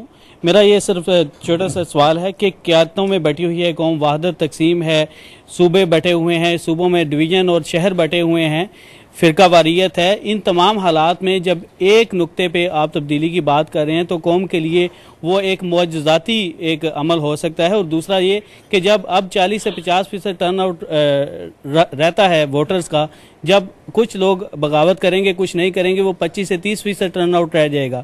تو اس صورت میں بھی تو الیکٹورل سسٹم تو وہ ان کا کامیاب ہو گیا پہلے والا, پھر عوام کو مایوسی ہوگی. تو اس کے بعد آپ کا لائے عمل کیا ہوگا؟ گزارش یہ ہے, میرا فریضہ میں پھر عرض کر رہا ہوں, قوم کو رہنمائی فراہم کرنا اور یہ شعور اور میسج قوم تک پہنچانا, قوم کو آگاہ کرنا.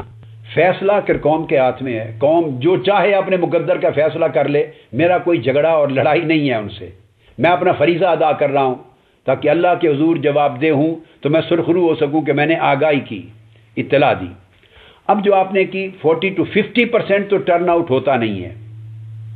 ٹرن آؤٹ ایکچولی 35, 36, 7 تک رہ گیا ہوا ہے. 40 میکسیمم جاتا ہے. اب پہلے زمانے میں تھا 50, تو شاید پہلے بھی کبھی نہیں رہا, بہت ہی کم, ایک آدھ الیکشن میں ہوا ہوگا. 35 to 40% ہے۔ اب آپ نے جو بتایا کچھ لوگ نکلیں گے کچھ نہیں، تو صورت یہ ہے کہ اگر کچھ نکلیں اور کچھ نہ نکلیں تو وہ بغاوت نہیں بنتی۔ بغاوت تبھی بنتی ہے کہ وہ 50 to 60% جو ووٹ نہیں ڈالتے، وہ ووٹ خاموشی سے گھر بیٹھے رہنا اور ووٹ نہ ڈالنا، اس طرز عمل کو چھوڑیں۔ ڈیفینیٹلی وہ ووٹ اس لیے نہیں ڈالتے کہ انہیں یقین ہے کہ ہمارے ووٹ سے کوئی تبدیلی نہیں آئے گی، ان کا اس سسٹم پر اعتماد نہیں رہا، اس لیے نہیں ڈالتے۔ اگر ہوتا تو ووٹ ڈالنے نکلتے۔ تو وہ جو 50 سے 60% مایوس ہیں، میں چاہتا ہوں کہ وہ مایوسی بغاوت میں بدلیں، اس میں تحرک پیدا کریں۔ وہ مایوس ہو کر گھر نہ بیٹھیں، باہر نکلیں اور اپنا فریضہ ادا کریں، ایک۔ اور دوسرا یہ کہ جو افراد ووٹ ڈالتے ہیں، آپ یہ نہ سمجھیں کہ وہ اس نظام کے خلاف بغاوت کے لیے ذہنی طور پر آمادہ نہیں ہوں گے، نہیں، ان کے پاس اور راستہ نہیں ہے کوئی۔ جب الیکشن کا میلہ لگ جاتا ہے تو وہ چاہتے ہوئے نہ چاہتے ہوئے اس میں داخل کر دیے جاتے ہیں، برادریاں کھینچ کے لے جاتی ہیں، امیدوار لے جاتے ہیں، وابستگیاں لے جاتی ہیں، ماحول ان کو مجبور کر دیتا ہے۔ اور کئی لوگ بیچارے صرف ہوتے ہیں، ان رہنے کا شوق ہوتا ہے، لوکل پالیٹکس میں بھی، تو ان رہنے کے لیے بھی شامل ہو جاتے ہیں دیکھا دیکھی میں۔ ان میں بھی میں سمجھتا ہوں کہ جو ووٹ ڈالنے والے ہیں اس میں نصف سے زیادہ تعداد ووٹ ڈالنے کے باوجود اس انتخابی نظام کے نتائج سے مایوس ہے۔ ان کو علم ہے، اندر ان کے شعور میں، دل میں ہے کہ کئی سالوں سے یہ تماشا جاری ہے، کبھی تبدیلی نہیں آئی، اس لیے وہ 5 سال گالیاں دیتے ہیں اور 5 سال کے بعد ان کو ووٹ دیتے ہیں، ان کو حالات مجبور کر دیتے ہیں۔ تو ان کو بھی آپ لے سکتے ہیں۔ تو مایوس گھر بیٹھنے والے اور ان میں سے مایوس طبقہ جو بامر مجبوری دے دیتا ہے، کوئی اور آپشن نہیں، یہ مل جائے تو بھاری اکثریت بن جاتی ہے۔ اور بھاری اکثریت اگر باہر نکل آئے، اقلیت اگر چاہے بھی ووٹوں کو، تو پھر یہ بغاوت ہو جاتی ہے۔ بغاوت 100% افراد کبھی نہیں نکلا کرتے بغاوت کے لیے، ایک معتد ایک اتنا طبقہ نکلتا ہے کہ جو طبقہ پوری قوم کا اس سسٹم کو ریجیکٹ کرنا تصور کر لیا جائے، اتنا کافی ہوتا ہے۔ جی ڈاکٹر صاحب، میرا نام ام فروہ ہے اور میرا تعلق جیو ٹی وی سے ہے۔ میرا سوال آپ سے یہ ہے کہ ابھی آپ نے سیکنڈ ریلی کا اعلان کیا کہ جنوری کے منتھ میں ہوگی، آپ کیا سمجھتے ہیں کہ ان ریلیوں کی 8 جنوری کو جو ہوگی، آپ کیا سمجھتے ہیں کہ ان ریلیوں کے ذریعے سے عوام میں آپ تبدیلی لے آئیں گے؟ عوام صرف آپ کی بات سننے کے بعد اتنی ان میں چینجز آ جائیں گی، وہ بغاوت کی طرف نکل آئے گی؟ دوسرا یہ کہ آپ پاکستان تو آ نہیں رہے، آپ دوسری بات تبدیلی کی بات کر رہے ہیں، کیا آپ بھی کسی اسٹیبلشمنٹ کے اشارے کی طرف ہیں متوجہ، تاکہ کوئی آپ کی طرف اشارہ کرے تو آپ پاکستان آئیں اور عوام کے ساتھ شامل ہوں؟ یہ جو آپ کا دوسرا سوال ہے، اس کو پہلے لے لیتا ہوں۔ میں تو کسی اشارے کے لیے نہ متوجہ ہوں اور نہ کوئی اشارہ میرے فیصلے کو تبدیل کر سکتا ہے، اللہ کا شکر ہے۔ بہت سے مؤثر ساتھی احباب بڑی اونچی درجے کے، بہت ہی ہائیسٹ رینک سے تعلق رکھنے والے پچھلے 2 سال کوشش کرتے رہے ہیں، مجھ سے ملتے رہے ہیں لندن میں آ کے، 3 گھنٹے ملاقاتیں کرتے رہے ہیں بہت سے لوگ، اور یہی کہ میں آ جاؤں اور میں حصہ لوں اور میں لیڈ کروں، ملک کو ضرورت ہے میری، وغیرہ وغیرہ وغیرہ۔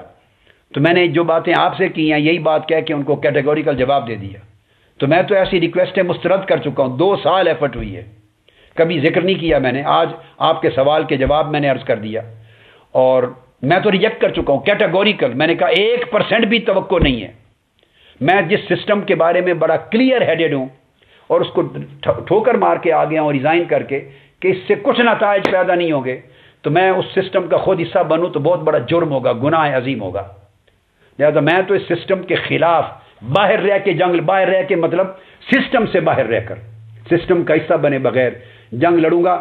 سسٹم بدل جائے اور پھر وہ سسٹم ڈیلیور کرنے کے قابل ہو، نیا سٹرکچر بننے کے لیے ماحول ہو، سسٹم بدلنے کا ماحول بن جائے، تو پھر میں اپنا رول، عوامی قومی رول ادا کر سکتا ہوں۔ مگر یہ جو الیکشن کا پروسیس ہے، پارٹیاں کھڑی ہو جاتی ہیں، پھر نئی بن جاتی ہیں پارٹیاں، پھر الیکشن میں حصہ لینا اور اشارے کے لیے اشارے کے ساتھ آنا، یہ چیز قطعاً میری لائف کے لیے نہیں ہے، اس کا کوئی تعلق میرے ساتھ نہیں ہے، اور میری لائف میں نہیں دیکھیں گے آپ۔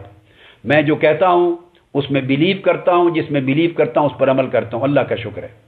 میں اپنی کنوکشن اور سنسیریٹی کے ساتھ قوم کو بتا رہا ہوں۔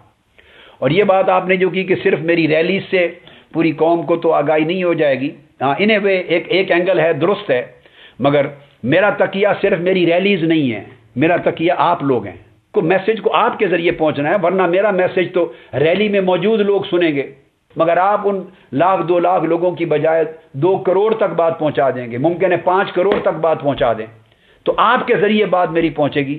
میرا بہت سارا انحصار آپ کی کار خیر پر ہے، آپ کے تعاون پر ہے، اور آپ اور ہم مل کر اس شعور کی بیداری کی مہم آگے بڑھائیں گے۔ تو یہ ایک جوائنٹ وینچر ہے، آفٹر آل ہم سب اسی سوسائٹی کا حصہ ہیں، ہمیں اس ملک کی خیر چاہیے، مستقبل روشن چاہیے، سب کی آرزو ہے، لہٰذا یہ ہم جوائنٹلی کریں گے تو پھر پہنچے گی بات بغاوت تک۔ آپ ڈسکس کریں، بھلے میرے آئیڈیا کے خلاف آپ کے اینکرز بات کریں، اس کے اگینسٹ بولیں، جو چاہیں بولیں، مگر ڈسکس کریں اس آئیڈیا کو بار بار۔ اگر اینکرز روزانہ ڈسکس کریں کہ ایک ویو پوائنٹ یہ بھی ہے، قادری صاحب نے یہ کہا ہے، وہ ڈسکس کرے، اختلاف کرے، کچھ کرے، مگر لوگوں کے کانوں تک روز آواز تو پہنچے، مخالف بولے، موافق بولے، اس طرح شعور کی بیداری کا عمل ہوتا ہے، اور شعور کی بیداری ہو جائے تو اگلی سٹیپ پھر ان کو عملاً بغاوت کی طرف اس نظام کے خلاف لانا آسان ہو جاتا ہے۔ شکریہ صاحب، آپ نے بار بار یہ بات کی، بڑے تسلسل کے ساتھ بات کی، بالوضاحت آپ نے فرما دیا کہ آپ کیوں شامل نہیں ہو رہے فی الوقت، لیکن بات یہ ہے کہ آپ اپنے نظریات کے سچے اور سچے ہونے کی بات بھی کرتے ہیں، اور پھر باہر بیٹھنے پر بھی اصرار کرتے ہیں، اس سے باہر رہنے پر بھی اصرار کرتے ہیں۔ یہ تو بالکل منفی قوتوں کو واک اوور دینے والی بات ہے کہ آپ انہیں واک اوور بھی دے رہے ہیں۔ پھر لوگوں سے تو آپ کہہ رہے ہیں کہ وہ لوگ اپنی مایوسی کا اظہار جو ہے بغاوت کر کے کریں، تو آپ یہ بغاوت کیوں نہیں کر رہے؟ آئیے نا، بغاوت کیجئے نا۔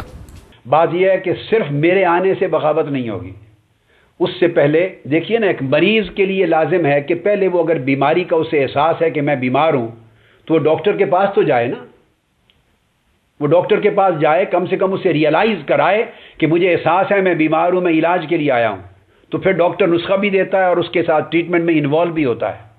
اب یہ ایک ایسا میٹر ہے کہ اس میں پورا ایک نظام اور قوم ایک مرض میں مبتلا ہے۔ قوم کم سے کم، جو میں نے عرض کیا، میں یہ نہیں کہہ رہا کہ پوری بغاوت ہو جائے تو میں آؤں گا، میں یہ دیکھنا چاہتا ہوں کہ ایکچولی قوم اس میسج کو قبول کرتی ہے نہیں کرتی، ٹی وی چینلز اور اخبارات کے کی کاوشوں کی معاونت کے ساتھ۔